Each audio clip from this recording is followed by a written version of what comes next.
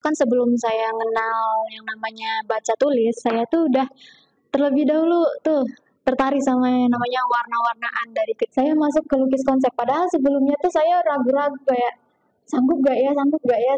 Dua mata kuliah nantinya, lukis konsep dan lukis karakter nantinya di semester depan.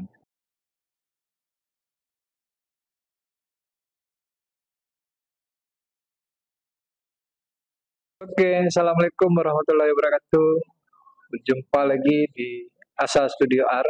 Kali ini kami di studio lukis dari Departemen Seni Rupa Fakultas Bahasa dan Seni Universitas Negeri Padang. Di depan saya ada yang namanya Nur Ainun Sandifa. Ya, benar? Ya, Nur Ainun Sandifa. Ini mahasiswa dari Prodi Pendidikan Seni Rupa yang sekarang ini mengambil mata kuliah pilihannya di lukis konsep. Nah, kita mau tahu ini bagaimana pilihan Sandifa ini tertarik dalam bidang melukis, ya, karya seni yang dikatakan adalah seni murni. Nah, ini Sandifa dasalnya dari mana ini? Dan kemudian Sandifa kenapa tertarik di pengolahan atau bermain cat di dalam bidang datar ataupun di bidang yang lainnya, nanti kita akan coba di lukis selanjutnya. Itu saya mau tahu, dan juga mungkin dari penonton di sana juga pengen tahu ketertarikannya dalam bidang seni lukis tersebut. Oke, nah tadi ditanya itu ketertarikan dari awalnya itu apa ya? Nah kalau saya pribadi tuh dari awal bahkan sebelum saya kenal yang namanya baca tulis, saya tuh udah terlebih dahulu tuh tertarik sama yang namanya warna-warnaan dari kecil. Saya tuh bahkan udah lebih dulu tahu cara gambar daripada cara nulis. Itu jauh sebelum saya menempuh di dunia pendidikan ya. Nah dari sana tuh muncul ketertarikan sama yang namanya seni. Bukan hanya dari seni gambar, lukis aja, tapi saya juga punya ketertarikan di bidang seni lainnya.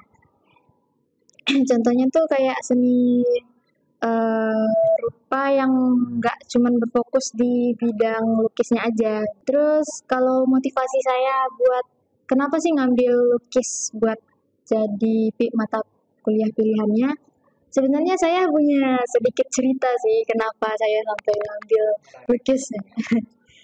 Jadi dulu tuh saya punya temen itu temen deket yang udah saya anggap kakak sendiri. Sayangnya beliau tuh udah berpulang lebih dulu, bahkan sebelum dia bisa ngelihat saya gitu sampai kayak sekarang.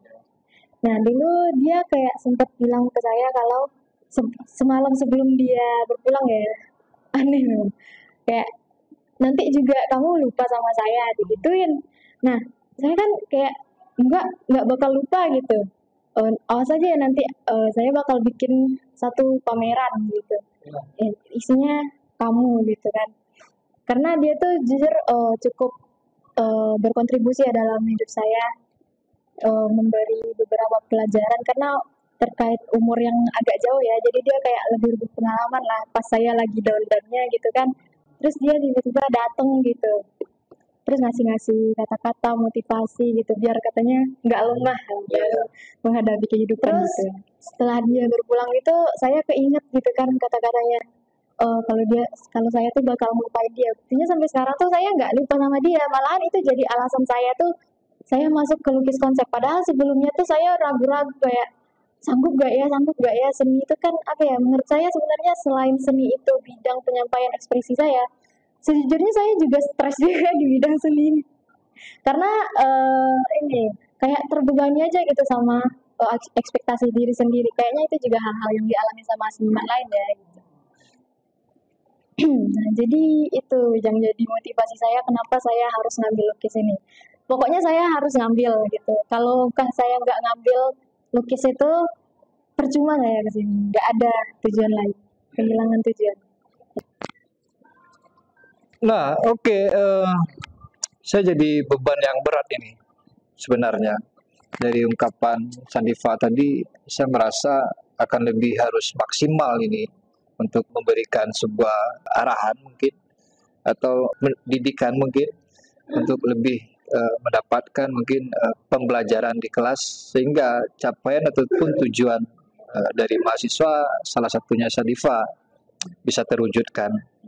Nah, mungkin dari hal-hal ini yang paling penting adalah kita selalu membangun relasi itu tadi. Relasi adalah kata kuncinya untuk sebuah keberhasilan. Jadi seberapa baik pun kita dalam berkarya seni, kita tidak memiliki relasi secara sosial di masyarakat ataupun di lingkungan kita sendiri, itu akan terasa sia-sia. Jadi memang relasi ini menjadi kuncinya nantinya. Nah, penasaran kan?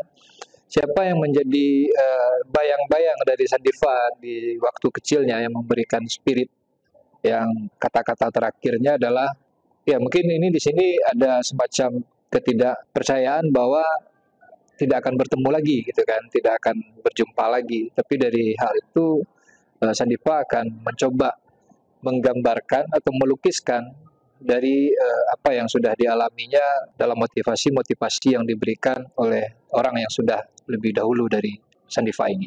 Ya mungkin itu terakhir ini apa motivasi untuk teman-teman kita yang mengambil lukis ini supaya dia lebih maksimal ataupun lebih berarti dalam perjalanan 2 mata kuliah nantinya, lukis konsep dan lukis karakter nantinya di semester depan.